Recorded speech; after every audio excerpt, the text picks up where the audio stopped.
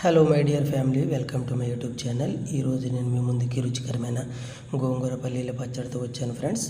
ముందుగా ఫ్రెష్గా ఉన్న 2 గోంగూర కట్టలను శుభ్రం చేసుకుని చక్కగా ఉడికించుకుని వాటర్ నుండి సెపరేట్ చేసుకుని పక్కన పెట్టుకోవాలి.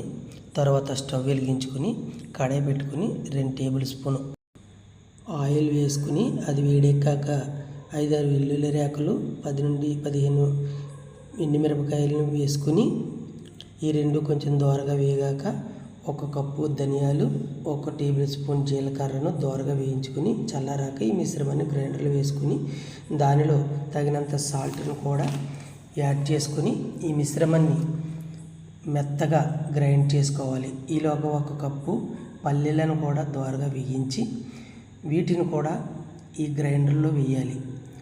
ఈ మొత్తం మెత్తగా గ్రైండర్ అవుతున్నప్పుడు ముందుగా మనం ఉడికించి పక్కన పెట్టుకున్న గోంగూరను కూడా యాడ్ చేసి మొత్తం మెత్తగా కాకుండా 2 నిమిషాలు గ్రైండ్ చేసి ఈ మొత్తం మిశ్రమాన్ని బౌల్లోకి తీసుకుని పక్కన పెట్టుకోవాలి.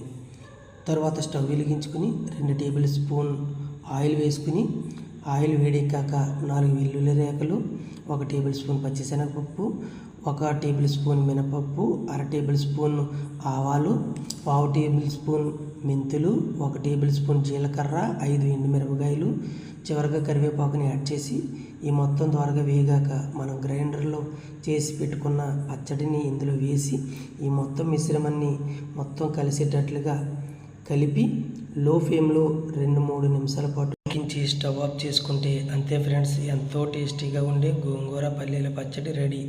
ఇది వేడి అన్నంలో తింటే చాలా టేస్టీగా ఉంటుంది ఫ్రెండ్స్. ఖచ్చితంగా మీరు అందరూ కూడా ట్రై చేయండి. నా వీడియో మీకు నచ్చినట్లయితే లైక్ చేయండి, షేర్ చేయండి, సబ్స్క్రైబ్ చేయండి. చివరిలో గంట సింబల్ మాత్రం గట్టిగా నొక్కండి ఫ్రెండ్స్. Thank you.